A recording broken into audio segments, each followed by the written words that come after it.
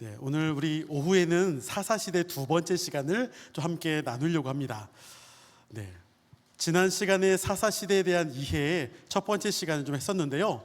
여러분 우리 같이 좀 복습하면서 지난 시간에 뭘 했는지 우리 함께 좀 살펴보면 좋겠습니다. 네, 오후에 우리 또 장동식 목사님 계셔서 참 이게 제가 이걸 해도 괜찮은지 목사님 저랑 바꿔야 할 거 아닌가요? 이게? 목사님이 오히려 말씀을 전해주셔야 할 것 같은데. 네.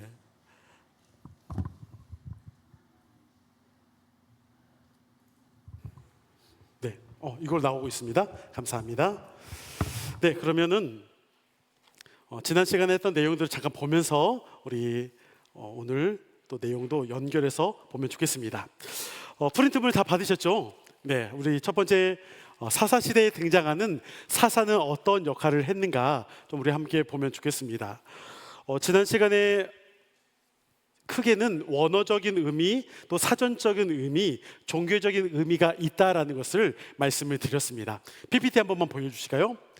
원어적인 의미에서는 히브리어로 샤파트라고 판단하다, 다스리다라는 동사가 있는데 이거 명사용으로 쇼페트라고 해서 재판관, 사사라는 판결과 관련된 그러한 내용으로 사사의 원어적 의미를 볼 수 있다라고 했죠. 그러면서 사전적 의미로는 이것은 이제 판사, 재판관, 또 다스리는 자라는 의미로서 사전적 의미의 사사를 말하고 있고, 또한 종교적 의미로서는 하나님의 뜻을 실현하는 구원자로서의 모습, 그것이 전쟁 가운데서는 군사적으로서의 그런 사사의 역할이 있기도 했지만 평화로운 시기 가운데서는 오히려 지도자, 정치적 지도자로서의 모습의 사사가 등장한다라는 것을 말씀을 드렸습니다. 그리고 두 번째, 사사기에 나타난 패턴, 사이클 구조, 이것이 크게 5가지 주제로 돌아간다고 했습니다. 몇 번에 돌아간다고 했죠? 네, 6번. 그렇죠? 어떻게 보면은 이제 7번일 수도 있고 6번일 수 있는데 7번이라 말한 부분도 있고 6번일 수 있어요. 근데 제가 여러분들 가운데 6번이라고 했던 것은 일반적으로 성경의 사사기에서 대사사를 우리가 6명, 소사사 6명이라고 하는 경우가 있다라고 했습니다. 그래서 대사사라고 불려졌던 사람들, 물론 조금은 더 이걸 본다라면 2명이 더 소사사에도 있기는 합니다. 그런데 그 부분에 대해서는 크게 5가지 주제로 들어가 있지는 않아서 제가 그 소사사는 생략을 하고 6명의 대사사로만 생각을 하고 이렇게 볼 수가 있는데, 첫 번째는 죄에 대한 내용들. 그러니까 이스라엘 백성들이 하나님 앞에 죄를 짓게 되죠. 그리고 죄를 짓게 되니까 어떻게 됩니까? 하나님 앞에 혼나죠. 그게 압제를 당합니다. 하나님의 심판 가운데 있게 되는데, 이 압제를 당할 때가 아직 정복하지 못하거나 주변에 있는 나라들로부터 혼나게 된다고 했죠. 괴롭힘을 당한다. 그래서 두 번째 주제인 압제가 있게 됩니다. 그러니까 압제, 고통을 당하니까 어떻게 됩니까? 이스라엘 백성들이 하나님 앞에 간구하죠. 기도하게 됩니다. 부르짖습니다. 그러한 내용이 세 번째 주제인 간구로 이어지고, 그들의 간구를 하나님이 들으시고 어떻게 하십니까? 구원하시죠. 근데 이 구원이라는 게 누구를 통해서? 사사를 통해서. 그래서 사사를 통한 하나님의 구원이 그 가운데 있다. 그래서 다시 평화로운 시기가 왔지만 어느 정도 시간이 지나고 난 다음에 다시 이스라엘은 예전으로 돌아간다. 하나님의 은혜를 잊게 된다. 그래서 망각이 되어서 또 죄를 짓는 이러한 모습이 반복되어 나타납니다. 근데 이제 오른쪽 그림에 보면 나선형 하향 구조라고 했던 건 뭐냐면, 이게 한 바퀴 사이클 구조가 돌아가지만 한 번에 끝남이 아니라 6번, 7번에 걸쳐서 돌아가는데 점차 들어갈수록 더 악해져요. 특히나 사사도 온니엘부터 시작을 첫 번째 사사 하지만 마지막 사사인 삼손 때에 가서는 가장 타락한 사사의 모습을 볼 수가 있다. 그래서 여러분 혹시 우리 뭐랄까 집에 나사목 같은 거 혹시 여러분 이게 본 적 있으십니까? 네, 나사 한번 보면 드릴로 쭉 늘면은 막 돌아가면서 탁 박히잖아요. 그것처럼 들어갈수록 점점 더 악해지는 모습의 강도가 커진다. 그래서 나선형 하향 구조라는 것은 나선형처럼 계속 반복되는 사이클 구조인데, 내려갈수록 들어갈수록 더 상태가 안 좋다, 상태가 메롱메롱한다. 그래서 나선형 하향 구조라는 표현을 썼습니다. 이러한 부분들을 여러분 좀 기억을 하면 좋겠습니다. 세 번째, 지난 시간 복습, 이스라엘의 왕이 없었으므로 라는 말은 어떤 의미일까요? 라고 했죠. 기억나십니까 여러분? 네, 지난주에 저는 없었더라 같습니다. 이스라엘의 왕이 없었으므로. 네, 뭐였죠? 실제로 사사시대는 아직 왕이 없었습니다. 그러니까 어떻게 보면은 왕이 없었다라는 것은 당연한 거죠. 그런데 사사기 저자가 이스라엘의 왕이 없었다라는 것은 이스라엘 백성들 가운데 하나님을 왕으로 인정하지 않았다라는 말과 같다라고 했습니다.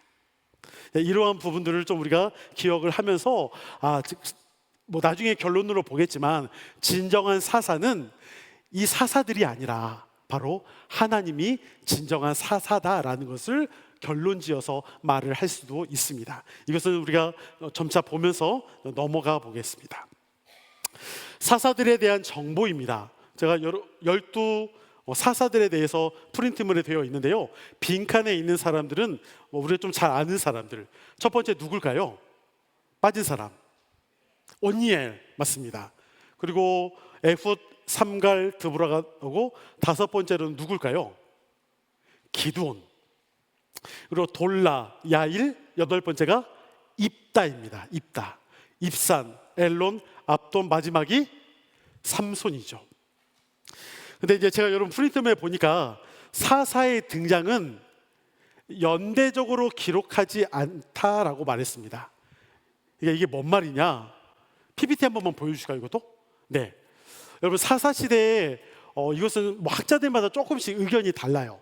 어떤 학자들은 사사 시대의 기간이 한 200년, 가장 짧게는 이렇게 말은 학자도 있고요. 좀 더 넓게 보는 학자는 한 400년 정도를 말하는 학자들도 있습니다. 그런데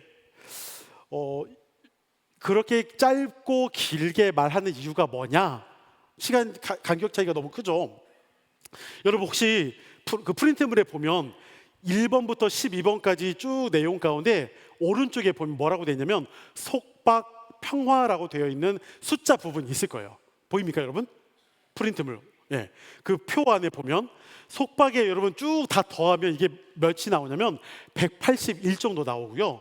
평화라고 쓰여진 부분을 다 더하면 296년이 나옵니다. 이게 뭔 말이냐면, 우리가 생각할 때는 여러분 1번부터 12번 사사가 그냥 순차적으로 온니엘부터 시작해서 그냥 삼손까지 시대가 쭉 연결될 것처럼 생각을 하잖아요. 근데 실제는 꼭 그렇지는 않아요. 이 말이 뭔 말이냐면, 사사가 그냥 쭉 흘러가면서 이 누구 시대 끝나고 누구 끝나고 누구 끝나고 계속 연결되는 게 아니라, 어떨 때는 그 이스라엘 땅 안에 사사들이 각각에 흩어져 있다 보니까 동시에 일어날 때도 있어요. 그러니까 예를 들자면, 이건 예입니다. 그냥 여러분, 돌라와 야일 6번, 7번의 사사들이 섬길 때 순차적으로가 아니라 한쪽에서는 돌라가 있을 때가 있고, 또 다른 곳에 야일이 있을 때도 있고, 이런 식으로 2명, 3명의 사사가 중복적으로 다른 곳에서 활동을 할 때도 있다라는 거죠. 이해가 좀 될까요? 네, 그러니까 이러한 경우가 있다 보니까 사사 시대에 대한 그 뭐랄까 전체적인 시간이 짧을 수도 있고 길 수도 있고, 약간 이렇게 학자들이 조금 이야기를 합니다. 목사님 맞나요? 네, 괜히 목사님 때문에 그냥 쪼그라들고 있습니다 지금. 네. 그러니까 이런 식으로 학자들이 견해가 있어요. 그러니까 쭉 연결되어서 사사들이 활동했던 것이 아니라 중복적으로 이쪽이 이렇게 여러 가지가 있을 수도 있어서 그 시간적인 간격이 짧을 수도 있고 길 수도 있다, 이러한 이야기를 하기도 합니다. 예, 그런 부분들을 좀 염두하고서 말씀을 좀 더 읽어보면 좋지 않을까 싶습니다. 자, 사사기에 등장하는 12명의 사사들, 대사사 6명인데요. 우리 온니엘부터 잠깐 보겠습니다. 온니엘은 누구의 조카이자 사위일까요? 갈렙입니다. 갈렙의 조카이자 사위입니다. 이스라엘이 백성들이 첫 번째 죄의 순환을 시작할 때 메소포타미아의 압제로부터 이스라엘을 구원했습니다. 온니엘에 대한 자세한 내용은 크게는 없지만 이쪽으로 넘어가겠습니다. 가장 이상적인 사사를 온니엘이라고 합니다. 아마도 첫 번째 사사이기 때문에 그러지 않을까 싶습니다. 두 번째, 우리 에훗으로 넘어가겠습니다.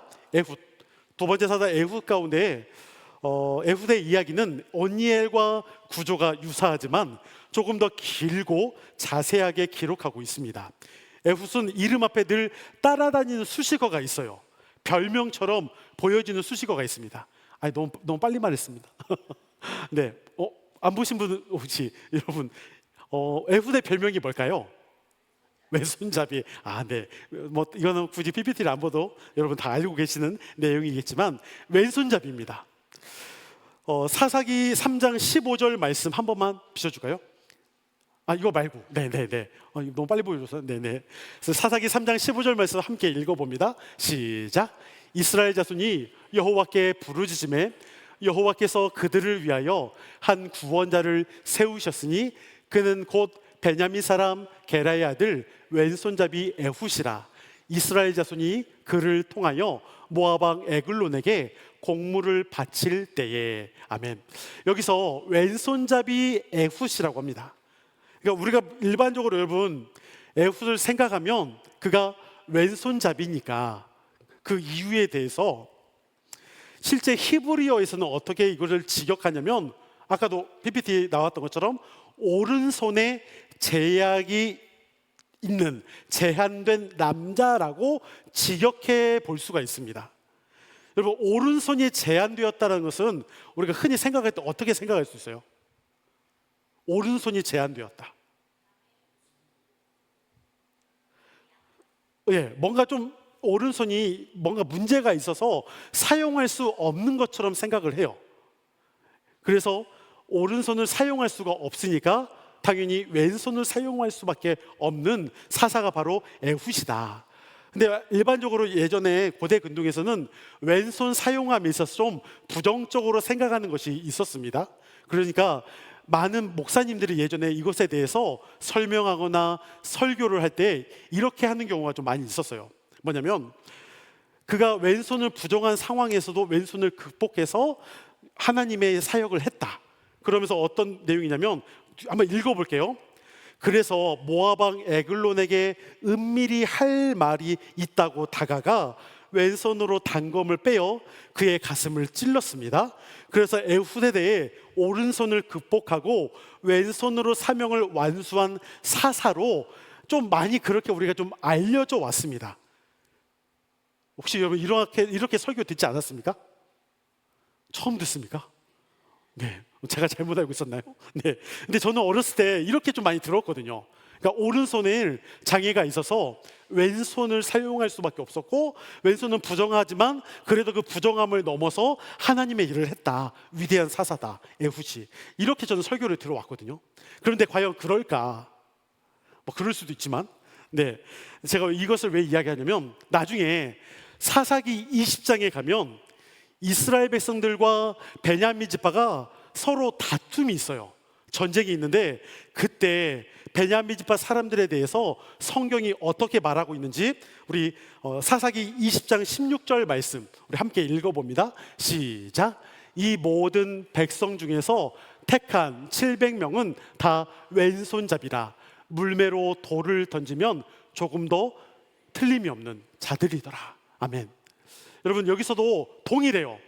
에훗 가운데 앞에 왼손잡이였다라고 말하는 것과 사사기 20장 16절에서 말하는 왼손잡이라고 말하는 것이 똑같습니다.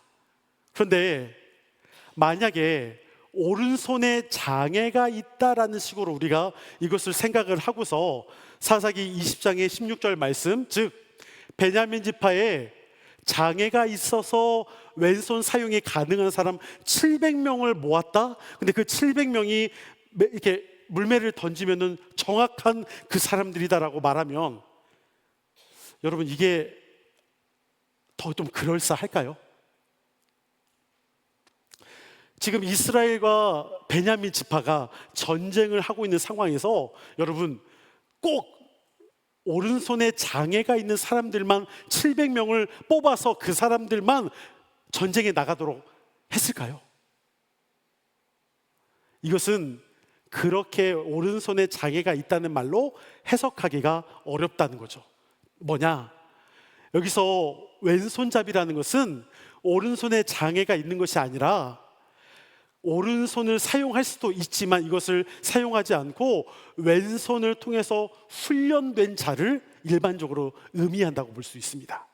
그러니까 특별하게 뽑힌 사람이죠. 그래서 그 사람들을 훈련시켜서 전쟁에 나갈 수 있도록 훈련을 받은 자, 단련된 자를 바로 왼손잡이로 사사기에서는 말하고 있다라는 것이죠.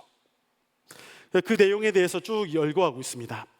사사기 20장에 가면 이스라엘 백성들과 베냐민 지파가 싸우는 일이 있습니다. 그때 베냐민 지파 사람들에 대해 성경은 이렇게 기록하죠. 택한 700명은 다 왼손잡이라. 히브리어로 위에서와 동일하게 오른손이 제한된 남자와 동일하게 직역되어 있습니다. 그렇다면 베냐민 지파 700명은 모두 장애인으로 구성된 사람들일까요? 그래서 사사기에서 말하는 왼손잡이라는 말은 오른손을 못 쓰는 자가 아니라 왼손이 단련된 자, 훈련된 자라는 의미로 볼 수가 있다라는 것입니다. 세 번째, 우리 드보라에 대해서 좀 볼까요? 드보라에 대해 빨리 넘어가겠습니다. 사사기에 나타나는 유일한 여성 사사로서 종려나무 아래에서 이스라엘 백성들을 재판했던 사사입니다. 바락은 드보라의 군대 지휘관으로 드보라가 함께 가지 않으면 전투에 나가지 않겠다라고도 했습니다. 바락 역시도 사사에 포함시키는 학자들도 있는데요. 헤벨의 아내 야엘은 가나안 군대 장관을 죽인 것으로 유명합니다. 사사기 4장에서 야엘이 망치와 말뚝으로 시스라의 머리를 부수고 관자놀이를 쳐서 죽였던 사건이 드보라 가운데 있었습니다. 이거 좀 빨리 넘어가겠습니다. 네 번째 사사 기드온입니다. 기드온 당시에는 미디안으로부터 압제를 받았던 때입니다. PPT 한 번만 보여주세요. 사사기 6장 12절입니다. 하나님께서 기드온, 여호와의 사자가 기드온에게 나타나 이렇게 말합니다. 우리 제가 지난주 이틀 전에 금요기도회 때 말씀했던 본문인데요. 여호와의 사자가 기드온에게 나타나 큰 용사여 여호와께서 너와 함께 계시도다라고 말합니다. 근데 여러분 큰 용사라고 했을 때 이 용사라는 것은 용맹하고 나가 싸워 승리하는 그러한 사람들을 의미하죠. 그런데 실제로 기드온이 어떠한 당시의 모습 가운데 있었는지 PPT 한 번만 보여주실까요? 네, 여러분 이게 뭐냐면 고대 근동 가운데 그 포도즙을 짜내기 위한 장소였었다고 합니다. 그러니까 한쪽에서 포도를 놓고 이제 사람들이 그 안에 위에 올라가서 발로 밟으면 그 즙물이 쭉 아래로 내려와서 그것을 이제 포도주처럼 사용하는 그러한 어떤 장소였다고 합니다. 그러니까 여러분 여기서 뭘 했느냐? 제가 그걸 안 넣은 것 같긴 한데, 네, PPT 말씀을 안 넣은 것 같습니다. 뭐냐면 기드온이 이 포도주 틀에서 밀을 경작해요. 아니, 경작한다는 표현보다는 탈곡합니다.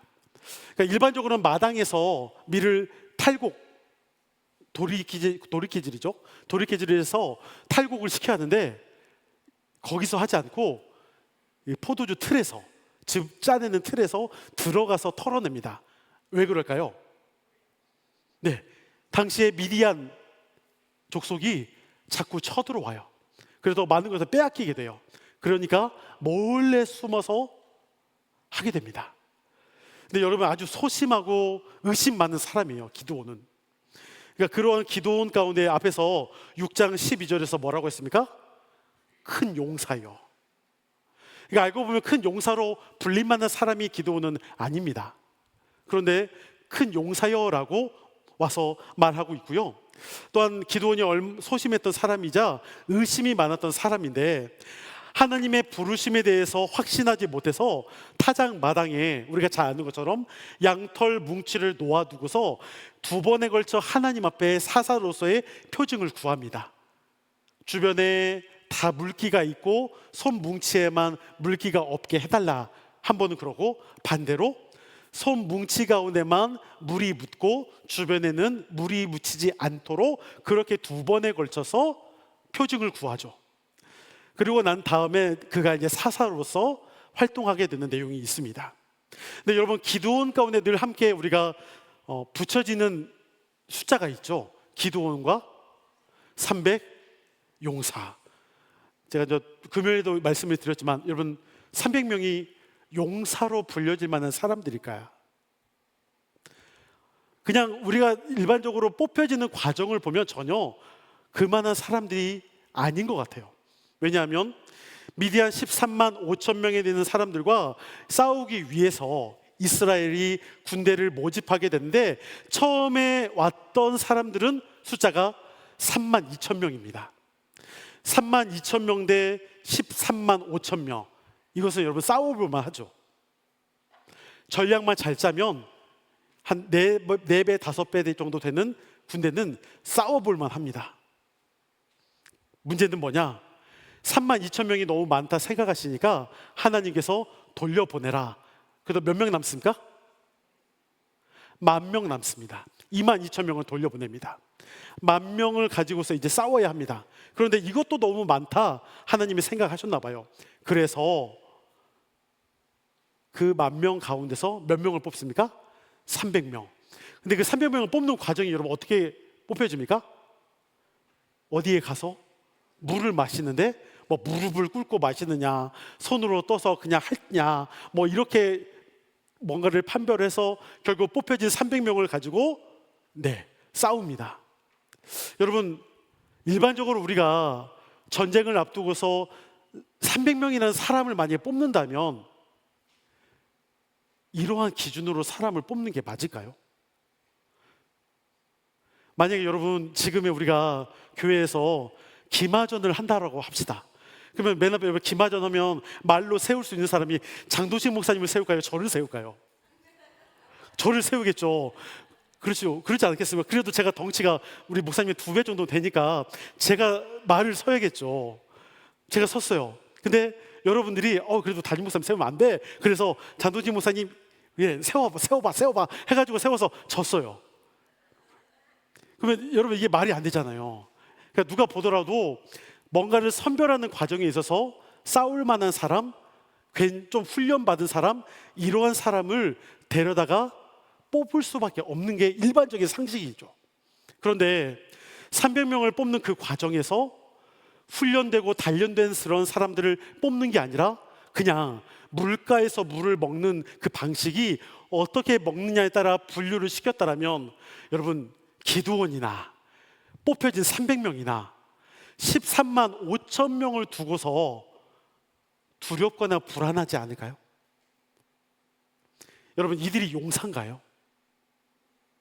저는 용사라고 절대 볼 수 없다고 생각합니다. 그런데 왜 이들을 용사라고 불렀을까? 그것을 본다라면 그 뒤에 어쩌면 두려움이 컸을 수 있는 그때에 하나님께서 기드온에게 말씀하시는 장면이 있습니다. 우리 사사기 7장 6절과 7절 말씀을 우리 함께 읽어봅니다. 이건 그거다. 이거 넘어갈게요. 사사기 7장 9절 있을까요? 9절. 사사기 7장 9절. 우리 함께 읽어봅니다. 시작. 그 밤에 여호와께서 기드온에게 이르시되 일어나 진영으로 내려가라. 내가 그것을 내 손에 넘겨 주었느니라. 하나님이 기드온에게 걱정 말아라. 내가 미디안 가운데 내 손에 넘겨주겠다 약속하십니다. 그리고 난 다음에 미디안 진영에 가서 정탐하도록 하는데 13절과 14절 말씀 있죠. 네, 우리 함께 읽어봅니다. 시작. 기드온이 그곳에 이른즉 어떤 사람이 그의 친구에게 꿈을 말하여 이르기를, 보라, 내가 한 꿈을 꾸었는데 꿈에 보리떡 한 덩어리가 미디안 지역으로 굴러 들어와 한 장막에 이르러 그것을 쳐서 무너뜨려 위쪽으로 엎으니 그 장막이 쓰러지더라. 14절. 그의 친구가 대답하여 이르되 이는 다른 것이 아니라 이스라엘 사람 요아스의 아들 기드온의 칼이라. 하나님이 미디안과 그 모든 진영을 그의 손에 넘겨주셨느니라 하더라. 아멘.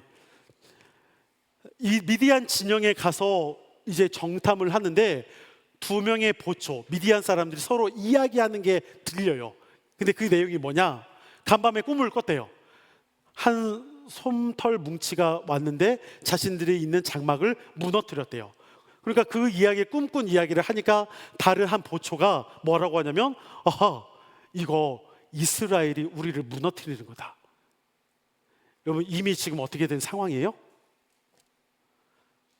그들 가운데 지금 이미 우리 졌어 라고 말하는 것과 거의 동일해요. 그러니까 이러한 상황을 하나님이 오히려 지금 기드온에게 보여주고 있는 장면이 있습니다. 그러면서 이것을 넘겨주었다라고 말씀하고 있는 장면이죠. 결국 이러한 모습 가운데 이제 적군 가운데 있는 바로 그곳에 이 기드온과 300명의 사람들이 나가 싸웁니다. 제가 금요일날도 말씀을 드렸지만 여러분, 기드온과 300명의 사람들이 이들이 뭐가 정말 대단해서 훈련을 잘 받아서 뽑혀진 사람들이 아니라는 거예요. 이들이 무엇인가 특별하게 하나님의 큰 부르심을 받은 그러한 사람도 아닙니다. 그런데 왜 이들을 용사라고 했느냐? 뽑혀진 과정은 별로 중요하지 않지만 이들이 뽑혀지고 난 이후에 말씀에 순종하며 나아갔다라는 것이죠. 그래서 저는 이들 가운데 기드온과 300 용사라고 불렀던 이유는 그들이 특별해서 뽑혀진 것이 아니라 뽑혀지고 난 이후에 그들이 하나님의 말씀에 순종으로 나아갔기 때문에 그들을 용사라 부를 수 있지 않을까 싶습니다. 여러분, 입다에 대해서 보기 전에 우리 몸 한번 풉시다. 피곤하니까요, 힘드니까.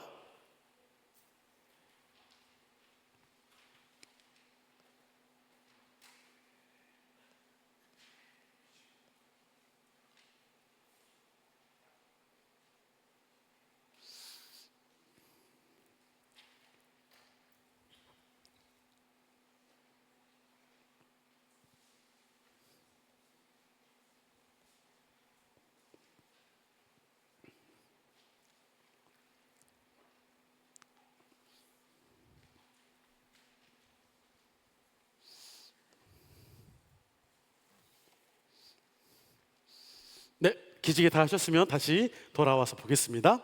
입다 보겠습니다. 입다, 네. 입다가 사사로 부름을 받기 전 이스라엘은 암몬 족속으로부터 압제를 당하고 있었습니다. 입다는 하나님께 기도 서원을 했습니다. 만일 이 전쟁으로부터 승리하게 하신다면 승리 후 집에 돌아갔을 때 자신을 가장 먼저 반기는, 네, 사람이 될지 동물이 될지 알 수는 없겠지만 가장 먼저 자신을 맞이해주는 것을 하나님께 번제로 드리겠다라고 했습니다. 전쟁의 승리는 이내 곧 슬픔으로 바뀝니다. 왜 그럴까요? 네, 입다 가운데 승리해서 돌아왔을 때 맞이해줬던 것이 무남동녀 자신의 딸이었습니다. 그래서 어찌 보면 전쟁의 승리가 이제 슬픔으로 바뀔 수밖에 없는 상황입니다. 물론 여기서 학자들이 조금 견해가 나눠지기도 합니다. 실제로 번제를 드렸을까? 하나님이 인신제사를 분명히 기뻐하시지 않을 텐데 정말 인신제사를 드렸을까? 안 드렸을까? 이런 내용이 있습니다. 실제 번제물로 드렸다는 것으로 말하는 사람들은 하나님께 서원한 것 그대로 진행이 되었다라고 말합니다. 또 둘째, 인신제사를 싫어하시는 하나님께서 그대로 하셨을 리 없다라고 말을 하기도 합니다. 그래서 사사기 11장 31절 있을까요? 네, 우리 이거 함께 읽어보겠습니다. 시작. 내가 암몬 자손에게서 이거 아까 건데. 네. 누구든지 내 집 문에서 나와서 나를 영접하는 그는 여호와께 돌릴 것이니 내가 그를 번제물로 드리겠나이다 하니라. 그러니까 번제물로 드리겠다는 약속이었고요. 제가 그걸 안 넣나? 네. 그다음 PPT가 없을까요? 네, 34절 있네요. 이것도 함께 읽어봅니다. 시작. 입다가 미스바에 있는 자기 집에 이를 때에 보라, 그의 딸이 소고를 잡고 춤추며 나와서 영접하니 이는 그의 무남 동료라. 아멘. 그리고 그 뒤에 또 있을까요? 네, 37, 39절입니다. 또 그의 아버지에게 이르되 일만 내게 허락하사 나를 2달만 버려두소서.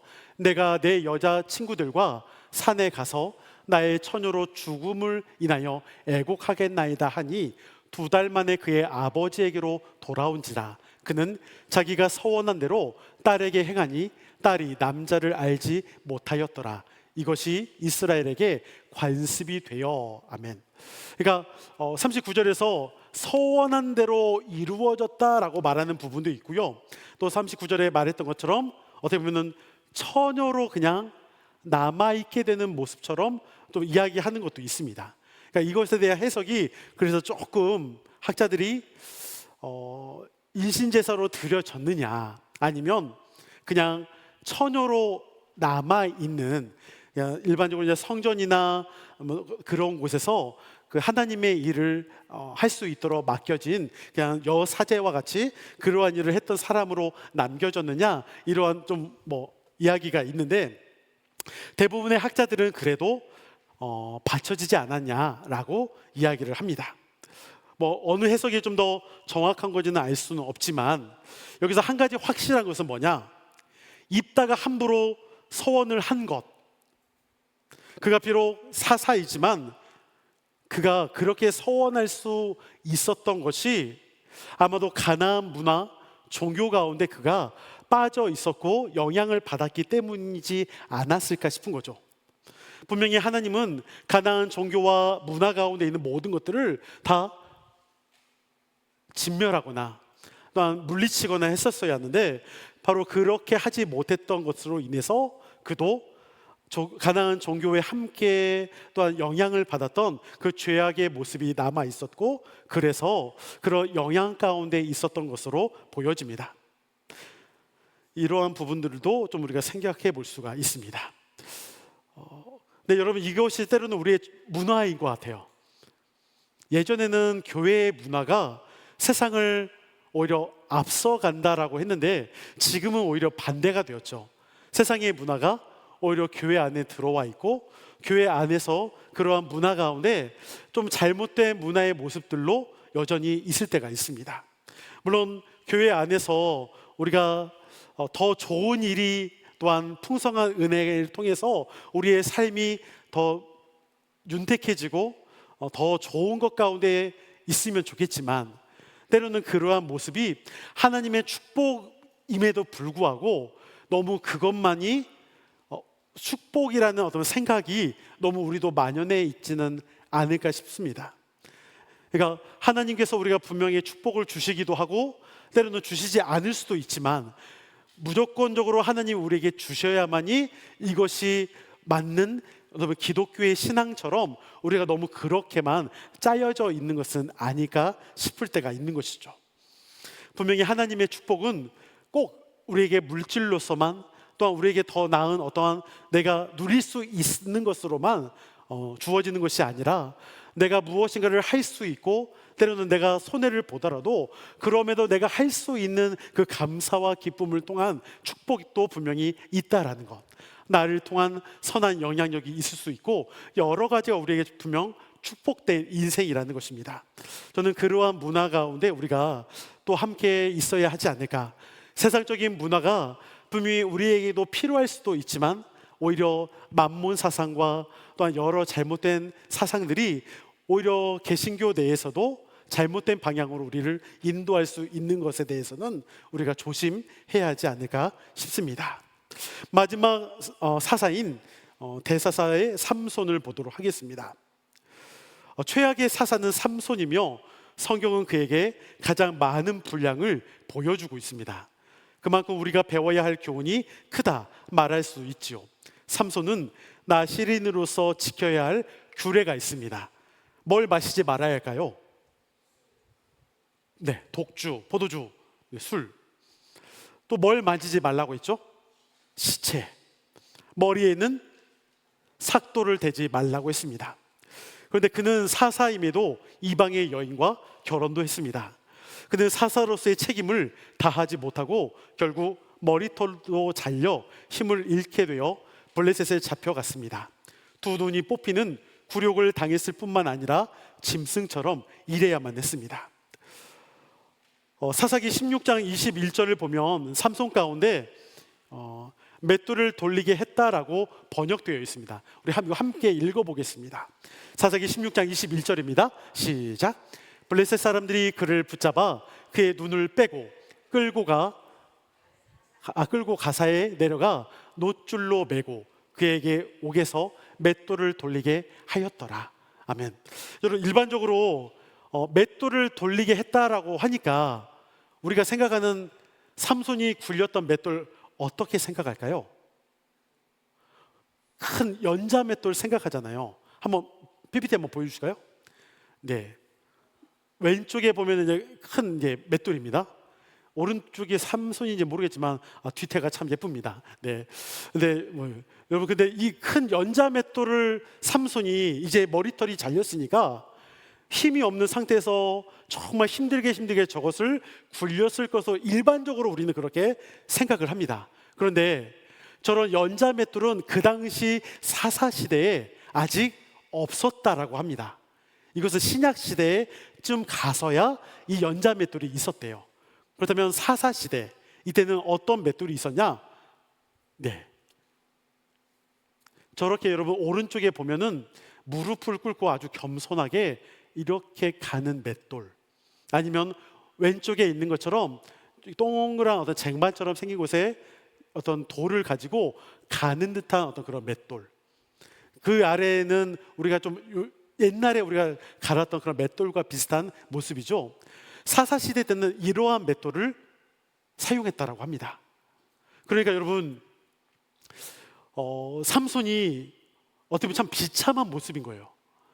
머리털을 밀리고 난 다음에 우리가 생각했던 삼손, 힘이 장사였고 또한 뭔가 큰 무게 연자 맷돌을 막 움직이고 돌렸을 것으로 예상되지만 그것이 아니라 옥에 갇혀서 저렇게 비참하게 아마 갈았을 것으로, 그런 모습으로 생각해 볼 수가 있는 것이죠. 삼손은 단지 머리털이 잘려서 힘을 잃게 된 것이 아닙니다. 만약에 삼손이 힘을 잃는다라고 하면 단지 이것만이 아니라 사사로서의 책무를 다하지 않아서이지 않을까요? 즉 삼손의 힘의 근원은 머리털이 아니라 무엇일까요? 하나님이시죠. 하나님의 명령에 그가 사사로서의 책임을 다했느냐 하지 않았느냐에 대한 부분이기 때문입니다. 블레셋 사람들이 연회를 베풀어 삼손을 조롱하고 있을 때 삼손은 하나님께 기도한 후 중앙에 두 기둥을 밀어 건물을 무너뜨렸습니다. 이때 삼손이 죽인 사람의 수가 살아 있을 때보다 죽였던 사람의 수보다 더 많았다고 기록합니다. 삼손이 죽을 때에 와서 사사로서의 일을 감당하지 않았을까 싶습니다. 여러분, 히브리서 11장을 가면 히브리서 11장은 믿음장이라고 이야기를 합니다. 믿음의 사람들을 쭉 열거하고 있습니다.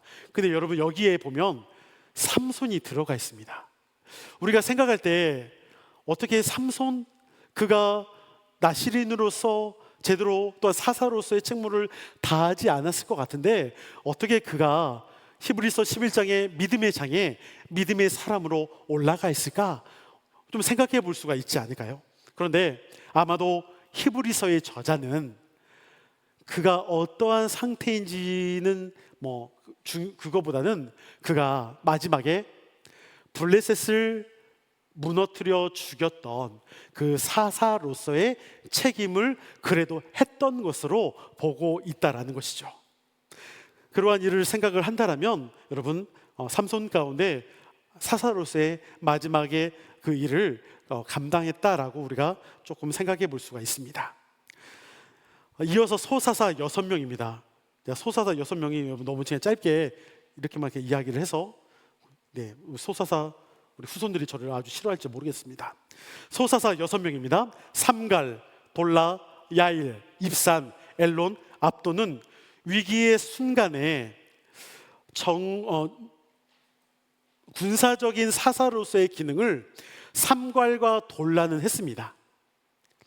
그래서 아까 그 사이클 구조에서 어떻게 보면은 그 6번의 사이클 구조라고 했지만 삼갈과 돌라도 소사사이긴 하지만 이들도 조금은, 다는 아니겠지만 조금은 그 군사의 사사로서의 위치를 조금은 하고 있었기 때문에 그 안에 포함을 살짝 시킬 수도 있을까 말까 한 경계선에 있기도 합니다. 그럼에도 대사사 6명만 사이클 구조에 넣었습니다.